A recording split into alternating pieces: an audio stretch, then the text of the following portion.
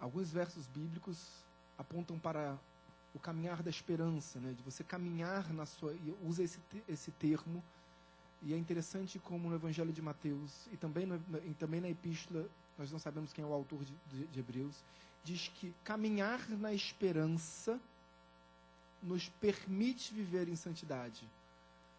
Isso significa que basta que você creia, basta que você tenha fé. E esse passo de fé já é um passo de santidade. Eu vejo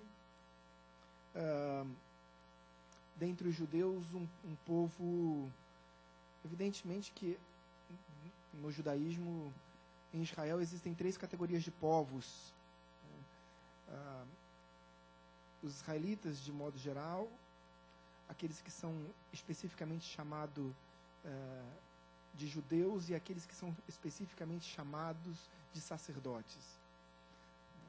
E os Koanins, que é essa terceira parte, terceiro grupo, os sacerdotes, se dedicam sua vida ao estudo e a experiências com Deus. O próprio Estado de Israel paga para que eles estudem. Eles não trabalham, eles são, de certa forma, proibidos de trabalhar, e o Estado de Israel financia, através da previdência pública, o ofício dos Koanins, que é estudar. Então eles dedicam suas vidas a estudar a Deus, porque eles têm essa compreensão de que quanto maior o conhecimento, maior a aproximação e maiores serão as experiências que eles terão com Deus. Certa vez eu estava em Israel, embaixo do muro das Lamentações tem uma sinagoga, e ali eles chamam de Shovart Sheremi, que é a tradução mais correta é Sinagoga do Monte. A nossa língua, o nosso vernáculo é muito rico. O vernáculo hebreu não é tão rico quanto o nosso. Então, para eles, montanha e monte, nós, geograficamente, temos essa diferenciação. Inclusive, tem um limite físico estabelecido, né, salvo o melhor juízo, até 50 metros, acima de 50 metros. Bom, enfim, não me recordo bem. Mas eles não têm essa diferenciação. E ali tem uma sinagoga. Eu estava lá no Shabat, no sábado, na sexta-feira à noite, que é quando se inicia o Shabat. Quando que se inicia o Shabat? Que horas? Alguém falou pôr do sol? Por que não é 6 horas? Diariamente, existe um concílio de especialistas em Israel para definir o momento exato do pôr do sol. Então, eles publicam isso no diário, no jornal local pela manhã, dizendo, olha, o pôr do sol hoje vai se dar às 18h03. Então, o Shabat, por exemplo, começa às 18h03. Então, evidentemente que é um preciosismo. Podemos entender que sim, claro, começa às 18 horas, mas o entendimento correto é ao pôr do sol. O sol se punha e eu estava ali naquela sinagoga e já passava a hora e os judeus, os anciãos, aguardavam ansiosamente algum Koanim, porque ali estavam todos hebreus ultra-ortodoxos, de linhas dentro da ultra-ortodoxia do judaísmo. Existem 18 correntes, algumas nem se falam entre eles, mas na hora da oração eles oram juntos.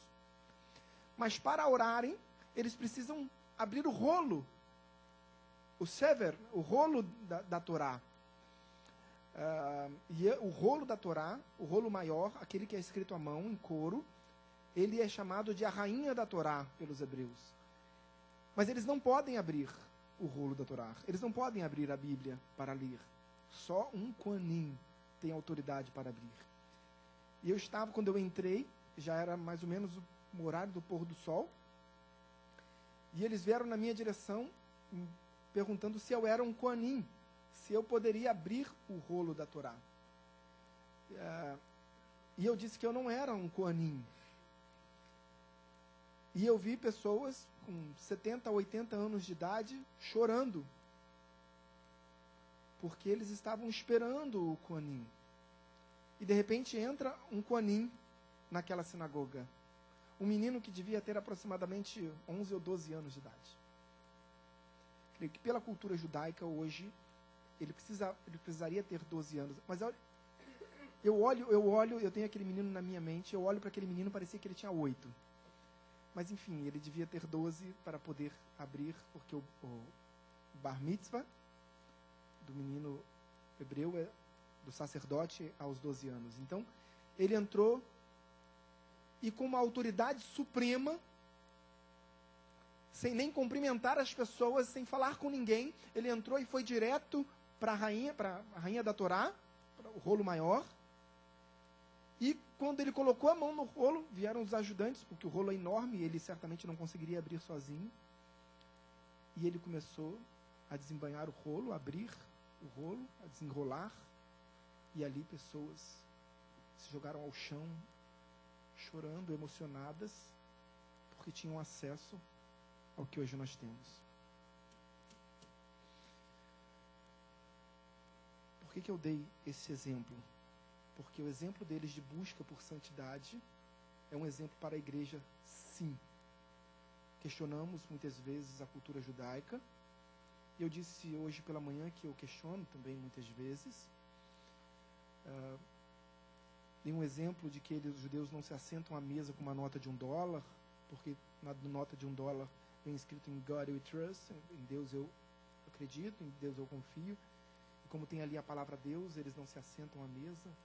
Eles têm todo o cuidado de nas festas judaicas, sobretudo na Pêssar, na Páscoa, retirar todos os alimentos que contêm farinha da casa, e especificamente para Hag Magdá e para Pêssar, eles tiram os alimentos com farinha uma semana antes.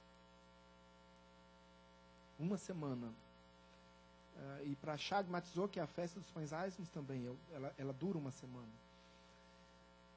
Tudo isso em busca de santidade, o exercício de santidade. A palavra de Deus diz que seguir a paz e a santificação, sem a qual ninguém verá o Senhor. Você quer viver experiências com Deus? Eu quero viver experiências a cada dia mais. Mas mais do que viver experiências sobrenaturais, eu quero ter uma estabilidade no meu relacionamento com Deus. Vocês compreendem? Eu não quero ser abalado pelo que o mundo me oferece. Eu quero ser estável no meu relacionamento com Deus. Eu quero ver milagres, sim, e eu vi muitos milagres na minha casa. Vocês sabem a história da minha filha. Um milagre atrás do outro, algo que eu ainda tenho dificuldade de racionalizar tudo aquilo que aconteceu. Enfim, mas eu, sobretudo, quero ter um relacionamento estável com Deus. O mundo vai nos oferecer coisas belíssimas, grandiosas, mas eu quero Deus. Eu quero Deus. Nesse momento de pregação do Evangelho, de homilia, eu peço aos amados irmãos que dediquem a sua atenção exclusivamente ao que está sendo ministrado, porque não há nada mais importante na liturgia de um culto protestante que a pregação do Evangelho. Então eu peço que os amados irmãos se dirijam ao Evangelho lucano. Para aqueles que não me conhecem, meu nome é Flávio Franco, eu sou um servo do Senhor dessa igreja já há muitos anos. Meu primeiro ano ministerial nessa igreja, quando eu fui levantado pastor da igreja de Nova Vida, da Praça da Bandeira. Isso já tem aproximadamente uns 8 anos, ou 10 anos, talvez mais, não me lembro bem. Lucas capítulo 24, todos acharam? Assim que você encontrar, eu peço gentilmente que você se coloque de pé, para que nós possamos proceder à leitura prefacial, primária, exordial da palavra de Deus desta noite. Lucas capítulo 24, a partir do verso de número 13. Um texto deveras conhecido por toda a igreja. Ele fala do caminho de Emaús, e nós tivemos uma sequência de pregações aqui sobre o caminho de Emaús às quartas-feiras, mas creiam, Deus, a palavra de Deus ela tem multifacetas, e o que nós vamos, o que Deus tenha preparado para nós, para essa igreja nesta noite, é algo diferente. Lucas capítulo 24, Evangelho Lucano, mais precisamente no verso de número 13, assim diz a palavra do Senhor. Naquele mesmo dia, 2 deles estavam de caminho para uma aldeia chamada Emaús, distante de Jerusalém 60 estádios, e iam conversando a respeito de todas as coisas sucedidas. Feche os seus olhos. Senhor, meu Deus, meu Pai, em nome de Jesus, graças te damos. Graças te damos, ó Pai, porque mais uma vez, Deus, o Senhor nos conduziu a este lugar, esta é a tua casa. Nos conduziu como igreja a viver experiências contigo nesta noite. Nós cremos, ó Pai, que o teu Santo Espírito que habita em nós vai nos proporcionar algo novo nessa noite. Vai nos proporcionar novidade de vida. Graças te damos por isso, ó Pai. Nesse momento de leitura das tuas sacras escrituras, da revelação da tua verdade, eu te peço, ó Pai, como ministro do teu evangelho, faz com que o coração da tua igreja, daqueles que aqui estão, se tornem corações férteis para receber a tua palavra, Deus. E que a tua palavra continue a frutificar no coração dos teus servos, não apenas dentro das 4 paredes desse templo. Deus, em nome de Jesus, eu te peço também, alcança as pessoas que amamos. Alcança os nossos familiares, alcança as pessoas próximas, amigos. Alcança, Deus, ainda que eles não estejam aqui, ainda que não se façam presentes nesse santuário, Deus. A nossa oração de intercessão é sim, Pai, para que o Senhor os alcance, Pai. Para que o teu Santo Espírito comece a tocar desde já, Deus, nas pessoas que amamos. Oramos em nome de Jesus. Amém e amém. Você pode tomar o seu assento. Durante toda a história bíblica, alguns homens viveram grandes experiências com Deus. E as experiências com Deus, os encontros com Deus, nos transformam a nossa realidade, transformam a nossa história, transformam a nossa vida. Você certamente se lembra do seu primeiro encontro com Deus. O meu primeiro encontro com Deus foi dentro do meu quarto. Eu tinha 14 anos de idade e eu recebi uma Bíblia de presente e todos os meus amigos eram muçulmanos. Eu não tinha acesso a uma Bíblia, eu não tinha alguém próximo que pudesse me dar uma Bíblia, então eu recebi uma Bíblia de presente, milhares de quilômetros de distância, alguém me enviou uma Bíblia pelo correio, e num papel de pão, sabe o papel de pão? E o papel de pão dizia assim no linguajar de hoje, não me recordo exatamente o que estava escrito, mas ele dizia assim: mano, lê essa parada aí que esse negócio é sinistro. E ali eu comecei a devorar, a estudar a Bíblia e devorar, e evidentemente com pouca compreensão daquilo que eu estava lendo, mas eu ficava admirado com tudo aquilo que eu lia, e ali eu decidi que eu queria aquilo. Eu queria aquilo de qualquer forma. Então, a primeira igreja na minha cidade, não existiam igrejas cristãs. Eu percorri muitos quilômetros, uma boa parte deles a pé, para encontrar uma igreja cristã. E ali, quando o pregador, o pastor daquela igreja, fez o apelo, eu acho que eu já imaginava, eu já estava lá atrás assim: me veja aqui, por favor. E ali eu decidi entregar a minha vida ao Senhor. Mas quando eu entreguei a minha vida ao Senhor ali, naquele púlpito, eu falei assim: olha, eu já li muito da Bíblia, mas eu preciso que as coisas que eu estou lendo na Bíblia aconteçam na minha vida. Então eu imaginei que quando eu entregasse a minha vida, quando eu fosse à frente, fosse fazer algo como Jacó. Eu ia ver o céu se abrir, uma escada e anjos subindo e descendo, ou talvez Deus falasse comigo e falasse: olha, constrói uma arca.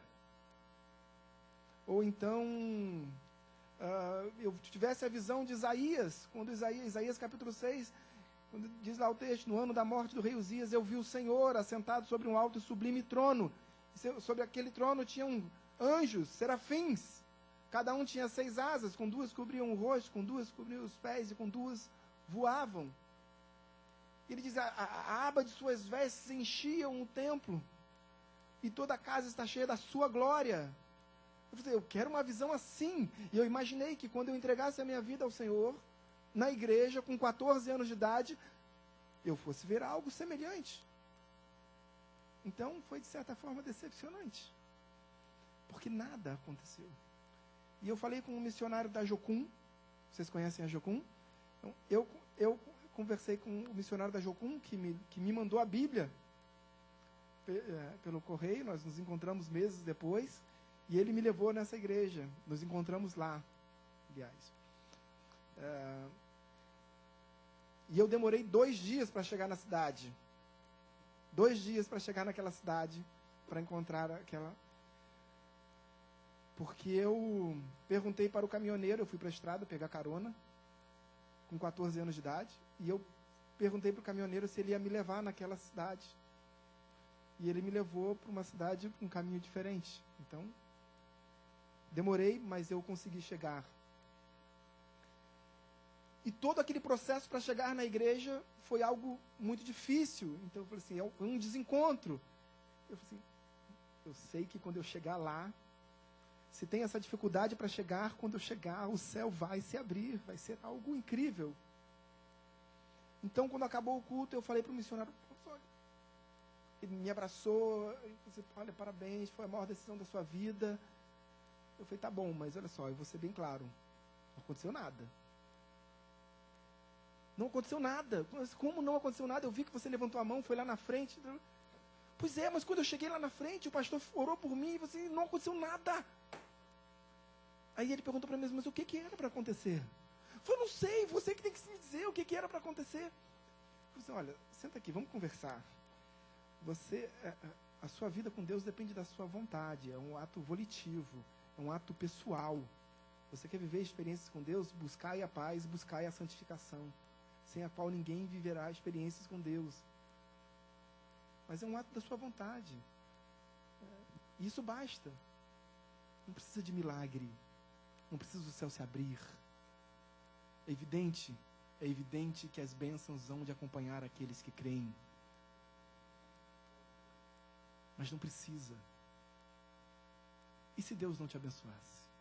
E se fosse possível? Não é possível. Mas vamos dizer que você tivesse uma vida inteira sabendo, convicto, que Deus não te abençoaria. Você ainda seguiria Deus? E você diz assim, olha, eu sigo Deus pelo que Deus é, pela sua natureza, pela sua essência, pela sua face, não pelas suas mãos. Não pelos seus feitos, pelos seus milagres. Você diz isso da boca para fora, ou você consegue dizer isso no seu coração? Consegue viver uma vida com Deus sem que Deus te abençoe? Porque isso é viver uma experiência com Deus. É seguir, isso é decidir ser cristão. É estar apaixonado por Deus. Não pelos seus milagres. Não pelos seus feitos, não pelas suas bênçãos. Não porque Ele vai derramar bênçãos incontáveis, vai abrir uma janela dos céus, como diz Malaquias capítulo 3, e derramar sobre a sua casa bênçãos incontáveis, ou como diz a Almeida Revista e Corrigida, uma bênção tal que dela sobrevenha tamanha abastança. Porque é incrível como nós buscamos o sobrenatural de Deus, e que esse sobrenatural tem que se materializar. O sobrenatural de Deus é o milagre que Ele já fez na sua vida, te outorgando salvação. O sobrenatural de Deus não é um carro novo, não é a casa própria, isso não é o sobrenatural de Deus. O sobrenatural de Deus é a salvação. Casa própria, carro do ano, isso é o natural de Deus. Esse texto que nós lemos diz assim, naquele mesmo dia, 2 deles estavam a caminho de uma aldeia chamada Emaús. Naquele mesmo dia, que dia era esse? Era o dia mais esperado de toda a história bíblica até aquele momento. Então, somente isso. Então, aquelas pessoas que congregavam na igreja, que estavam ali no dia a dia, que estavam buscando experiências com Deus no dia a dia, viram Cristo ser levado à cruz, ser morto, ser crucificado. Cristo foi preso no Getsêmani, foi levado para a casa de Anás, depois levado para a casa de Caifás, depois levado para o Sinédrio, e em todos os lugares ele passou por um julgamento, depois levado para o pretório. Jesus passou por 6 julgamentos, 3 deles conforme a cultura, a tradição e a lei mosaica, e 3 deles conforme a legislação, a lex romanorum, a lex Julia Maestatis, que era o nome da lei romana vigente naquele tempo. E em todas as vezes ele foi condenado por unanimidade. E aí ele foi pendurado no madeiro. Mas todos tinham a promessa de que Jesus ressurgiria no 3º dia. Se não tivesse, não conheciam a palavra de Deus. Todos sabiam da ressurreição, do projeto de Deus. De que ali ele estaria vencendo, tornando público o fato dele vencer a morte por mim e por você. Mas então, exatamente no ato, no dia do grande milagre da ressurreição, 2 pessoas, e nós podemos conjecturar que foram muitas outras, saíram de Jerusalém, do Monte Santo, do lugar onde Deus disse: olha, deste lugar ouvirei toda a oração que for feita. Saíram da igreja e buscaram o mundo. Irmãos, aqueles servos estavam em Jerusalém, a cidade sagrada, o Monte Santo, o Monte Sião, o lugar onde as profecias se cumprem, o centro da vontade de Deus, o centro da revelação, o centro do relógio de Deus. Mas eles resolvem sair de Jerusalém e vão caminhando em direção a Emaús. Me diga, o que tem em Emaús? Alguém já ouviu falar de Emaús fora dessa passagem bíblica?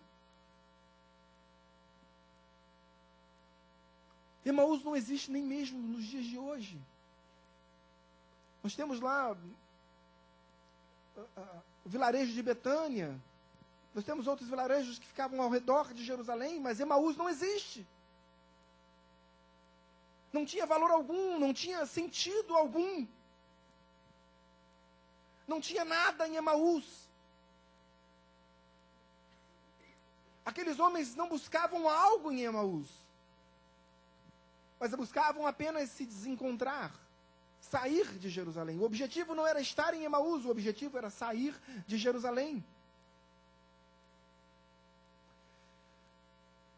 Mas como ministro do Evangelho, eu vou te dar razões também para sair da igreja.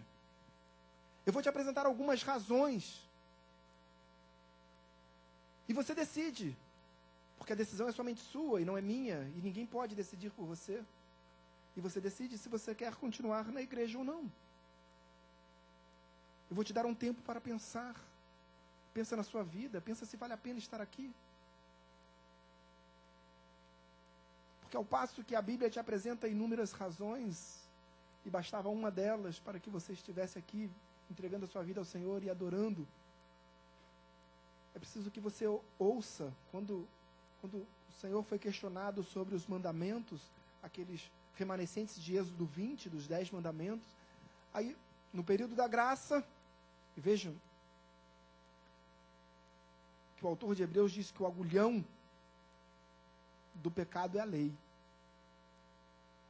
Ou seja, que a lei era a força que o pecado tinha. Mas no período da graça, Cristo muda toda a história e diz: olha, a minha graça te basta. E quando Cristo ali é questionado pelos discípulos e diz: olha, na verdade não foram tão somente pelos discípulos, e ali ele foi questionado dizendo assim, olha, mais precisamente pelos saduceus, Qual é o maior de todos os mandamentos? E qual é o maior de todos os mandamentos?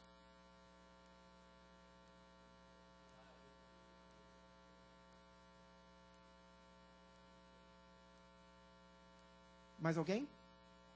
Porque até agora ninguém acertou. Mais alguém? Até agora ninguém acertou. Até agora ninguém acertou.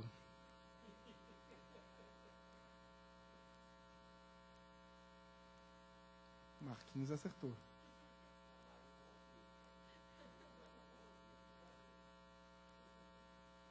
Quando eles perguntam para Jesus, Senhor, qual é o maior de todos os mandamentos? Ele diz assim, Shema Israel. Ouve, Israel. Depois ele continua dizendo, amar ao Senhor com todas as suas forças, com toda a sua intensidade, com todo o seu sentimento. Mas é preciso ouvir, queridos. É preciso ouvir primeiro. É preciso estar atento. Por que Moisés não entrou na terra prometida? Porque na primeira vez que Deus falou com ele, falou assim, olha, o povo havia questionado, Moisés, a gente está com fome, a gente está com sede. Aí Deus falou assim, Moisés, pega esse bordão e fere a rocha. Aí o que Moisés fez? Pum! Bateu na rocha e da rocha verteu água e o povo saciou a sua sede. E mais uma vez eles continuaram caminhando no deserto. E mais uma vez a fome veio, a sede veio. E aí Moisés chegou para Deus e falou assim, Deus, o povo continua sedento e continua com fome. Aí Deus falou para ele assim, Moisés, vai lá, fala a rocha. Aí o que Moisés fez? Já tinha feito uma vez, pegou o bordão e pum! Bateu na rocha. O que aconteceu? Saiu água. E o povo saciou a sua sede. Mas Deus mandou ele bater na rocha? Não, Deus mandou ele falar com a rocha. Mas como Deus já tinha falado uma vez para ele bater na rocha, ele seguiu aquela sequência. Olha, já deu certo antes. Por que eu vou mudar? Porque Deus mandou você mudar. Talvez tenha sido uma simples falta de atenção. Mas em Números capítulo 23, Deus falou para Moisés, Moisés, sobe a este monte Abarim, também chamado de Monte Nebo, e vê a terra que hei de dar aos filhos de Israel. Mas saiba, você não vai entrar na terra. Moisés é um homem que viveu muitas experiências com Deus. Moisés é um homem que teve encontro com Deus.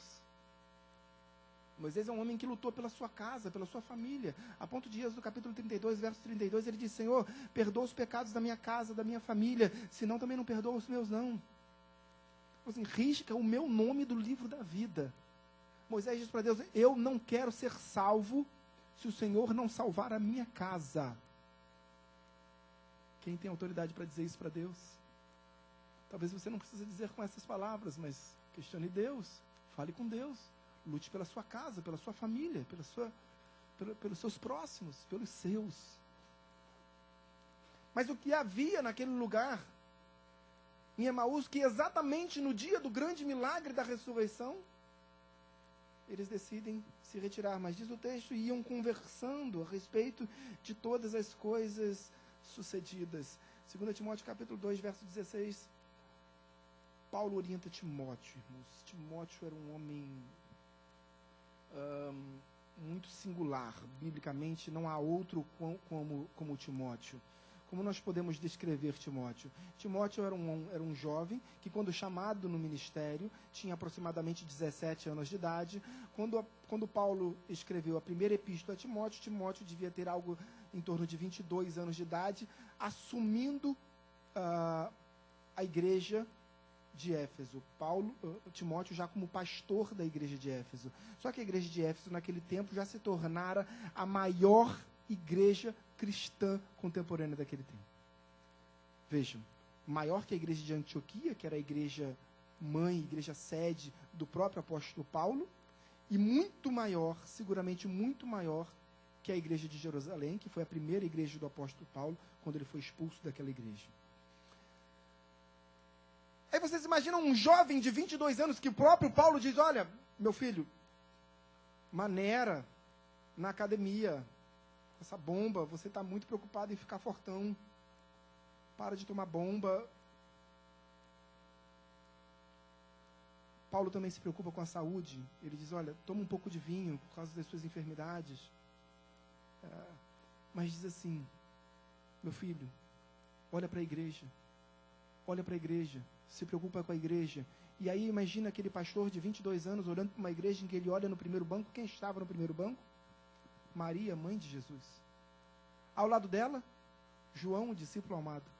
Do outro lado, Lucas, o médico amado. Como você vai pregar numa igreja assim, com 22 anos de idade? Paulo diz assim, olha, estuda. E ele diz que a literatura sagrada é fonte do conhecimento, mas ele não diz que é a única fonte do conhecimento. Só estuda, se prepara, Deus é contigo. Mas a preocupação de Paulo estava centrada naquilo que as pessoas iam falar. Porque é um pastor muito novo, 22 anos. Olha quem está lá no primeiro banco, Maria, João. Na verdade, quem tinha que pastorear seria João, ou Lucas, ou Maria, mas não esse menino de 22 anos. É muito novo para ser pastor. Então Paulo disse assim para Timóteo, Timóteo, meu filho, evita os falatórios profanos, porque eles produzirão maior impiedade. Quando decidiram sair de Jerusalém, aqueles dois jovens, aqueles dois senhores, aqueles dois servos, discípulos, foram conversando sobre as coisas sucedidas. Mas e aí? Ressuscitou? Não ressuscitou, mas foi morto. Morreu, mas não ressuscitou. E um, de certa forma, justifica o outro. E um, de certa forma, convence o outro. Olha, é o momento da gente sair da igreja.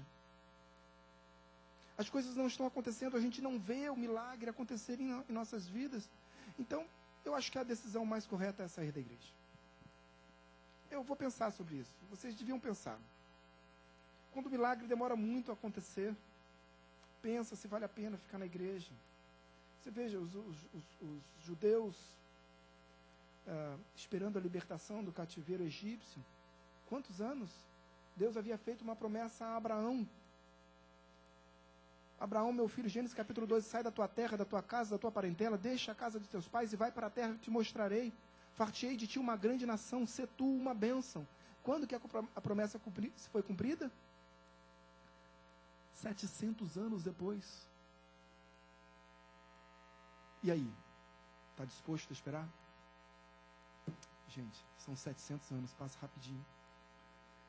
Sabe aquele vestibular que você está estudando? Está disposto a esperar 700 anos? Aquele concurso público que você está se dedicando, estudando 12 horas por dia? Está disposto a esperar? Está disposto a se esforçar? Um foi convencendo o outro de que o melhor caminho era sair da igreja. De repente no mundo eles iam, de repente em Emaús, lá no mundo, a gente vai encontrar algo diferente. Então a primeira razão que nos conduz a sair da igreja são as conversas maledicentes que Paulo falara a Timóteo. Mas vamos continuar a leitura dos versos. Aconteceu o quê? Verso 15. Aconteceu o quê? Enquanto conversavam e discutiam, o próprio Jesus se aproximou e ia com eles. Os seus olhos, porém, estavam como impedidos de o reconhecer. Fica por aí. Irmãos, aqueles discípulos, compreendam comigo, e às vezes eu tenho uma dificuldade de compreensão. Aqueles discípulos estavam caminhando com Jesus durante 3 anos e meio, ou pelo menos 3 anos do seu ministério terreno. Vivendo com Cristo no dia após dia. E exatamente no dia da sua ressurreição, Cristo se aproxima ao lado dele e começa a caminhar com eles e conversar com eles. Durante um percurso de quase 60 estádios. E eles não reconheceram Cristo. Então, o segundo aspecto que conduz a sair, que te convida a sair da igreja, é a sua cegueira espiritual. É a minha cegueira espiritual. É aquilo que nós desejamos não ver. Uma das epístolas, uma das cartas, as missivas do Apocalipse, destinadas às 7 igrejas do Apocalipse, a epístola escrita e destinada à igreja de Laodiceia, mais precisamente no capítulo 3 do livro da Revelação, no verso 20, o próprio Senhor Jesus diz: eis que estou à porta e bato. Se alguém ouvir a minha voz e abrir a porta, entrarei em sua casa e cearei com ele. Cristo não vai pular a janela, não vai derrubar a porta, ele não vai forçar um relacionamento contigo. É uma decisão absolutamente singular e própria, personalíssima. Só você pode tomar essa decisão por você. Mas, de certa forma, há uma cegueira espiritual que nos impede de reconhecer Cristo. Agora, um daqueles homens que estava caminhando ali naquele percurso se chamava Cleopas. Orígenes, tanto Orígenes quanto Jerônimo, no século V, apontam que Cleopas era, na verdade, tio de Jesus. Tio de Jesus. Então, além, não é o meu posicionamento, mas é uma possibilidade. Porque em Mateus capítulo 27 diz que Maria e a irmã de Maria, mulher de Cleopas. Mas, na verdade, a tradução mais correta seria Maria, a irmã de Maria e a mulher de Cleopas. Então, a irmã de Maria não é a mulher de Cleopas. Meu entendimento pessoal. Mas alguns teólogos entendem que Cleopas era tio de Jesus. Então, imagina, vamos conjecturar que fosse. Então, aqueles homens que estavam ali e começaram a caminhar com Jesus, um deles era tio de Jesus. Além de caminhar com Cristo durante todo o seu ministério, caminhou durante uma vida inteira. É muita cegueira espiritual.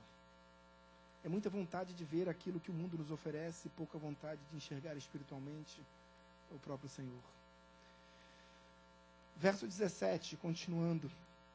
Eu fico imaginando se Jesus não se apresentou ali com as feridas nas mãos, não mostrou a eles como ele fez perante os discípulos, sobretudo quando questionado por Tomé. Verso 17. Então lhes perguntou Jesus: que é isso que vos preocupa e de que ides tratando à medida que caminhais? E eles pararam entristecidos. Um, porém, chamado Cleopas, respondeu dizendo: és o único, porventura, que tendo estado em Jerusalém, ignoras as ocorrências desses últimos dias? Ele lhes perguntou: quais? E explicaram: o que aconteceu a Jesus, o Nazareno, que era varão profeta, poderoso em obras e palavras diante de Deus e de todo o povo.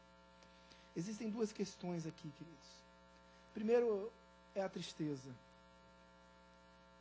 A excessiva tristeza que pode, por vezes, nos afastar de Deus.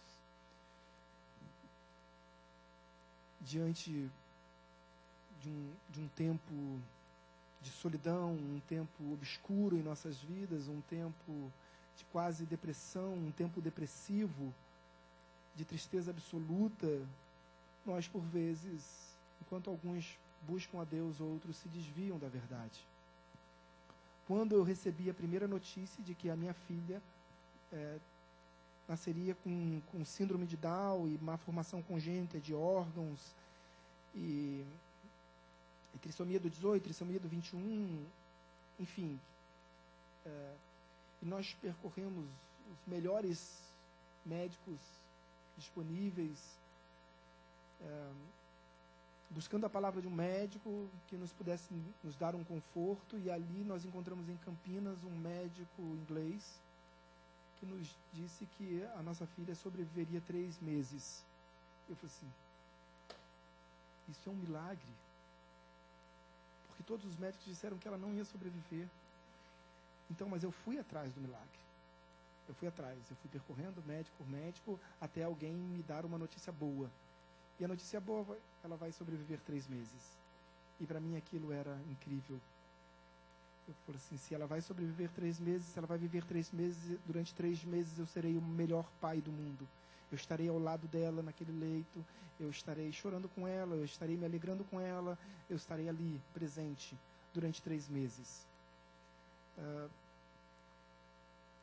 Mas quando eu recebi exatamente no momento da notícia, eu falei assim, e nós tínhamos um médico especialista nesta área, na igreja de Nova Vida.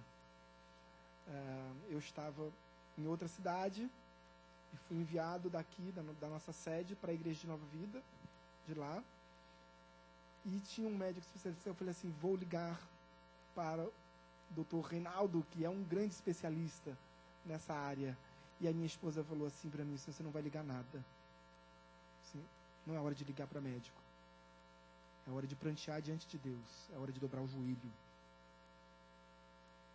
E ali, eu falei, mas eu preciso ligar para esse médico. Ele falou, não, você vai ligar para Deus. E aí, imediatamente, nós dobramos o nosso joelho.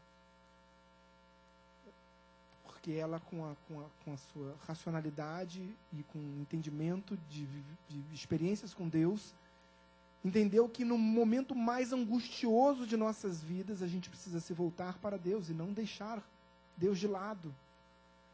Nós oramos tanto, clamando por milagres, intercedendo por vidas, e na hora que eu preciso do milagre, eu busco um médico.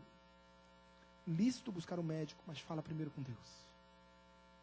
Busca Deus. Busca Deus. E vocês sabem o final da história. Hoje minha filha tem 9 anos de idade, super saudável. Tinham 9 médicos no centro cirúrgico, para quem não conhece a história. E eles, um centro cirúrgico enorme, todos sabiam da situação dela, sabiam que o máximo que ela poderia sobreviver era 3 meses. E eu estava na esperança que ela fosse sobreviver durante 3 meses. Mas quando eles tiraram ela e o coração, eles foram fazendo exames até o momento do parto para saber se o coração continuava batendo. E até o momento do parto estava batendo, então eles tiraram ela e aí nisso eu percebi um médico chorando. Mas eles estavam todos com máscaras e não dava para identificar se aquele choro era de tristeza ou de alegria. Quando eu vi um outro médico chorando, e quando eu vi um médico próximo dos pés da minha esposa, e ele fez assim para mim. Eu falei assim, está viva. Porque o diagnóstico era de 3 meses, então quando ele faz assim para você, o que você pensa? Vai viver 3 meses. Não é? Mas naquele momento, a própria obstetra, ela estava muito emocionada, e eu percebi que era algo que ninguém esperava. Enfim, o primeiro neto dos meus pais, dos meus sogros, então a família toda estava reunida, todos amigos, familiares, aquele lugar estava cheio, aquele hospital estava cheio. Quantas pessoas sabiam? Só o meu pastor aqui do Rio de Janeiro. Ninguém sabia. Ninguém sabia. Meu pastor aqui do Rio de Janeiro, o anjo dessa igreja, pastor Alexandre Gama, que intercedia por mim lá naquela cidade. E aí ela foi levada direto para a UTI, e as pessoas perguntaram por que ela foi para a UTI. Não, isso é procedimento normal. Ela vai para a UTI, diante de todos aqueles diagnósticos, ela foi para a UTI, e logo depois ela foi para o berçário, e eu também falei assim, olha, fizemos todos os testes, e sua filha não tem absolutamente nada. Nada. E até hoje, eu não vou contar toda a história da minha filha, porque a gente precisaria de mais. Mas há 4 anos atrás, já de volta ao Rio de Janeiro, nessa igreja, ela foi diagnosticada com um tumor maligno nas glândulas suprarrenais. Um tumor do tamanho de uma laranja.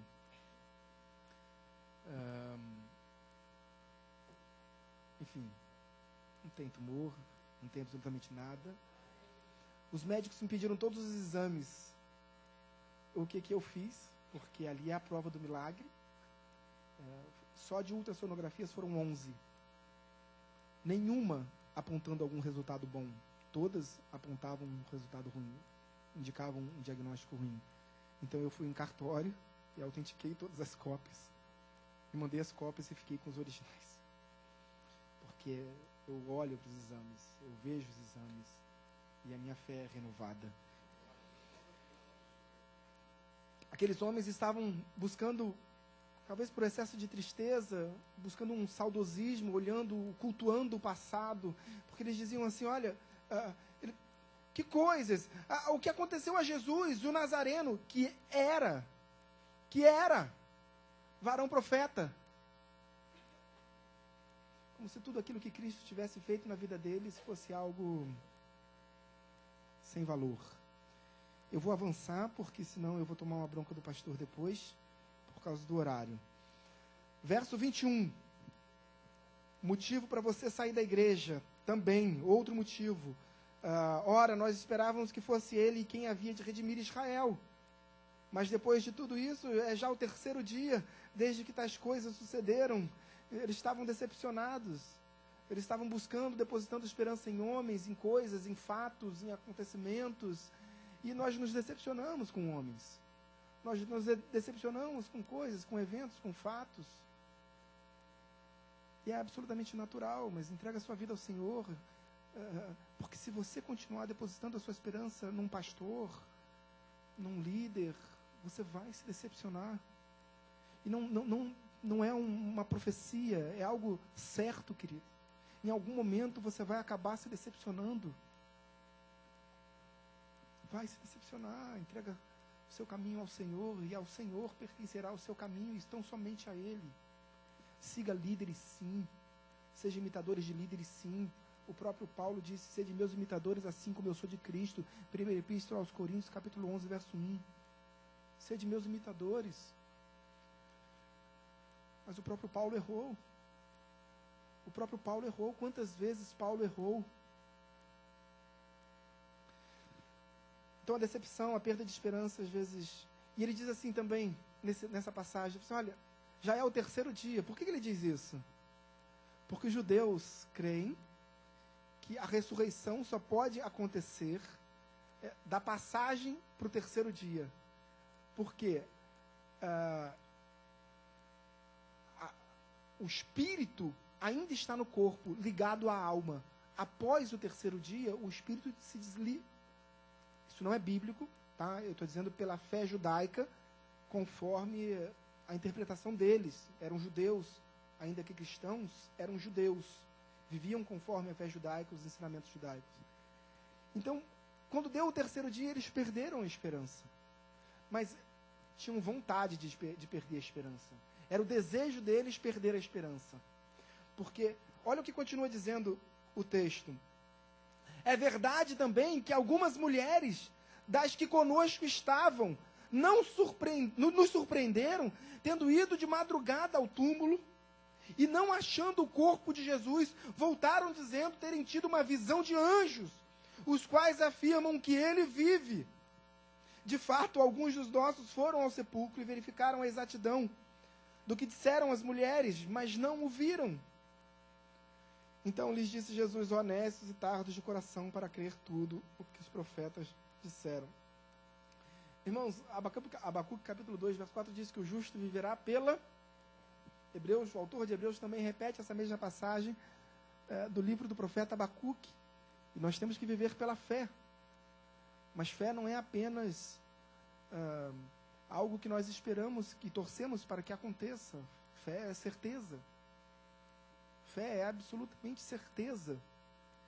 Aquelas mulheres foram não encontraram Jesus. O anjo apareceu diante delas e disse, olha, por que procuras como morto aquele que vivo está?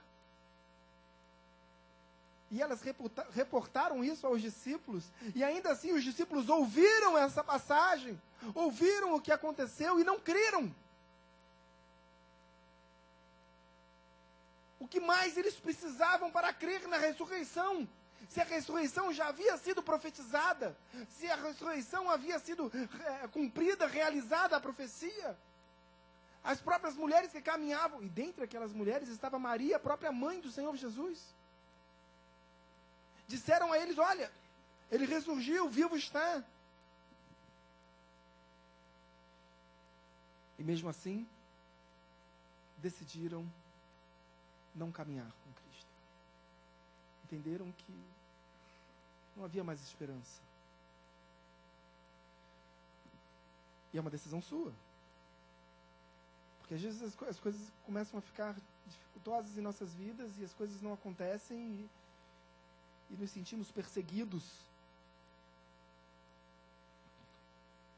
Eu já contei uma vez que eu fui ministrar numa cruzada no Espírito Santo, e no final do culto, uma irmã disse para mim: pastor, ora por mim, porque eu estou sendo perseguida no trabalho, porque no meu trabalho tem o espírita, tem o não sei quem, tem o macumbeiro, tem o católico, e só eu, por ser cristã, eu estou sendo perseguida. Minha chefe briga comigo todos os dias, eu estou sendo perseguida, eu vejo que ela não briga com os demais, só briga comigo, eu estou a ponto de perder o emprego. Mas então vamos orar, irmã, mas o que está acontecendo? Ela não compreende que eu tenho filho pequeno e não consigo chegar no horário nem um dia. Assim, você chega atrasado todos os dias? Todos os dias, mas pastor, eu tenho filho pequeno, eu não consigo chegar, eu acordo de madrugada e você está sendo perseguida por causa da sua fé? Sim, claro, porque os outros não. Os outros chegam atrasados? Não, mas não tem filhos pequenos.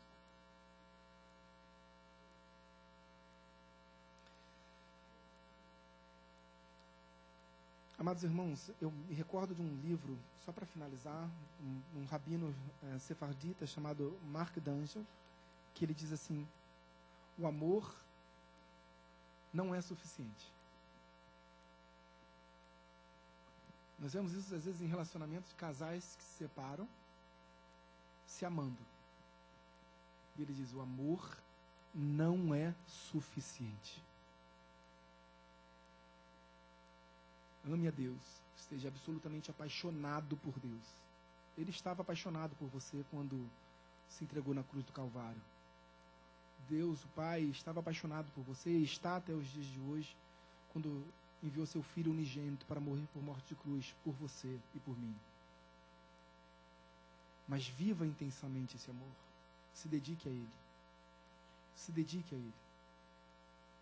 Seja servo, seja discípulo, seja filho. Viva esse relacionamento com Deus. Então, eu lhe asseguro que a sua esperança será renovada e você não ficará desapontado. Amém?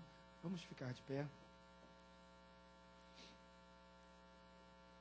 Eu me recordo de um texto que o apóstolo Paulo escreve à igreja de Corinto, 1 Coríntios capítulo 15, verso 58, ele diz: sede firmes e inabaláveis. Minha esperança no Senhor, a nossa esperança no Senhor não é vã. Não é vã. Amém, queridos? Feche os seus olhos. Eu quero orar pela sua vida, independentemente do tamanho da sua fé. Se você busca um milagre, presta bastante atenção.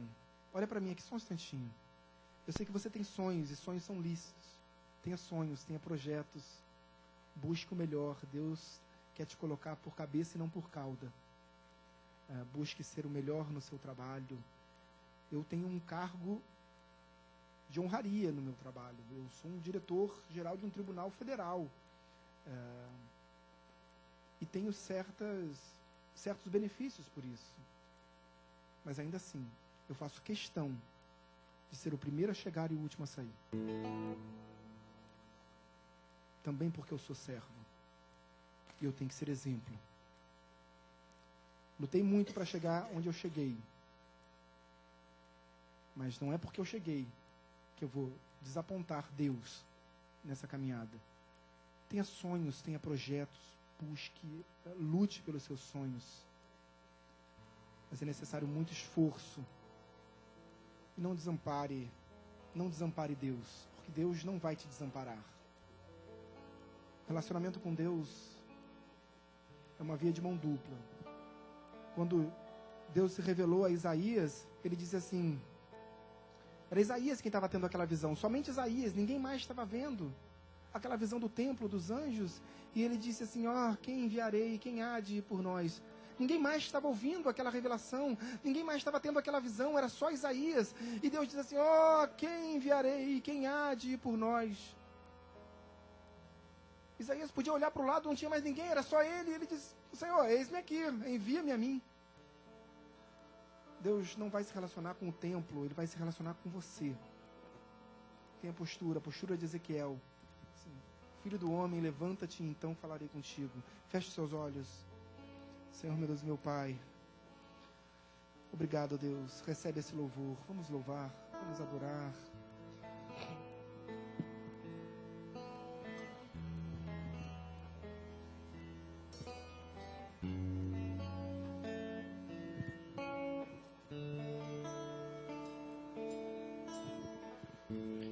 Aquieta minha alma, faz meu coração ouvir tua voz.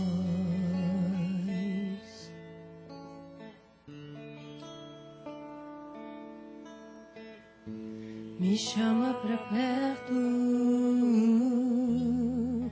só assim eu não me sinto só.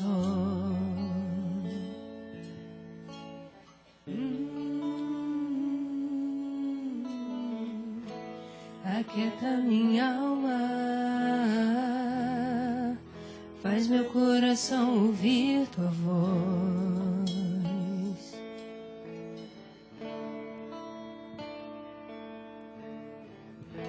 Me chama pra perto,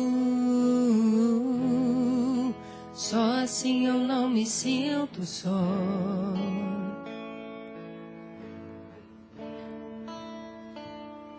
Porque na verdade eu descobri que tudo que eu preciso está em ti. Mas meu coração é teimoso demais pra admitir. Sei que depender é como viver perigosamente, mas eu preciso acreditar e confiar no que você me diz.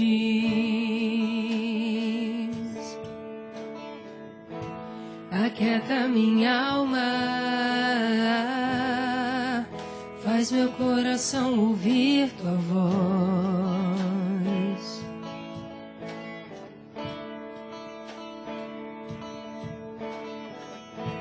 Me chama pra perto, só assim eu não me sinto só.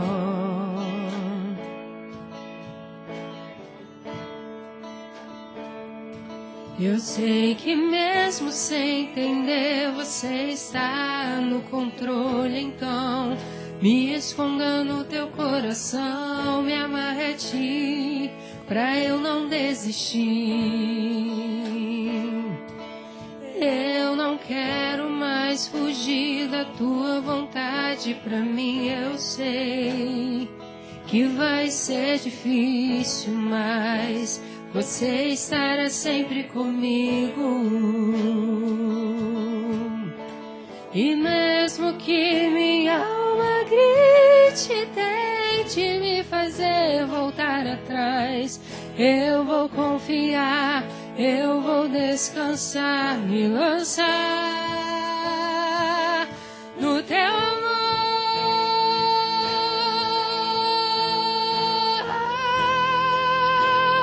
No teu amor, Senhor. Aleluia. É você com Deus, é o seu relacionamento com Deus. Se amarre no coração de Deus. Viva intensamente o relacionamento com Deus. Deus está falando, Deus está ministrando ao seu coração nesse momento. Eu sinto a presença do Espírito Santo aqui. Eu sinto a presença do Paráclitos aqui. Eu sinto o sopro de Deus nesse lugar.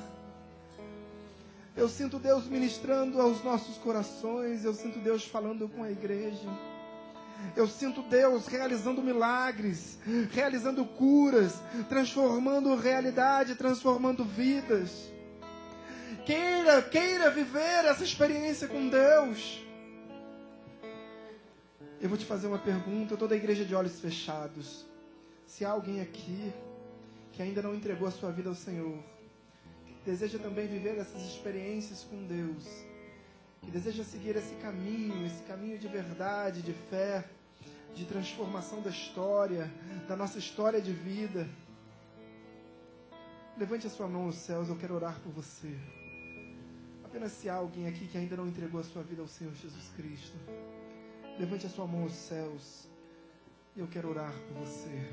Aleluia, aleluia. Deus te abençoe, minha jovem. Pode abaixar a mão. Eu pergunto mais uma vez se há alguém aqui. E essa decisão muito singular, muito personalíssima. Quando Cristo estava na cruz do Calvário, tinham dois ladrões, um em cada cruz, e ali um decidiu seguir a Cristo e outro decidiu blasfemar, questionar. zombar. Estava na cruz, sendo igualmente morto, mas ainda assim decidiu zombar. Mas o outro decidiu entregar. E Cristo disse para ele, olha, hoje mesmo, não é amanhã, hoje mesmo estarás comigo no paraíso.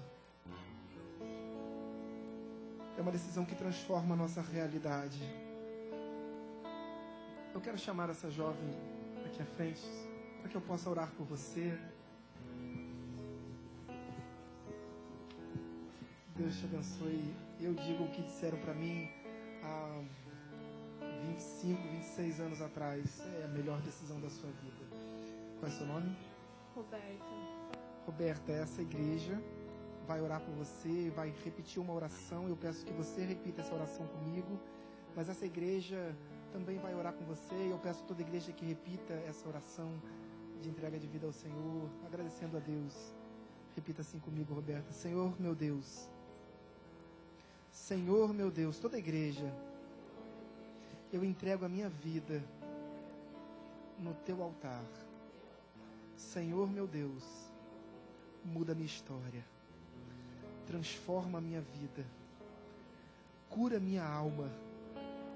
Senhor, meu Deus, entrego no teu altar as minhas aflições, os meus desejos, os meus sonhos, os meus projetos. Senhor, meu Deus, pelo teu sangue derramado na cruz do Calvário, eu entrego a minha vida a Ti.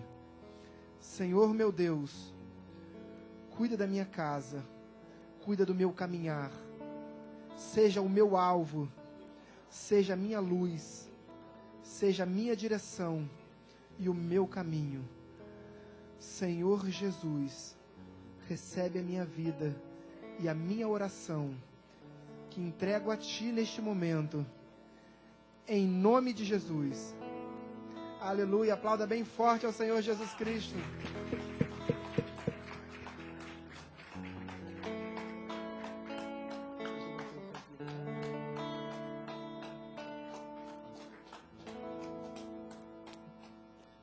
A Bíblia não diz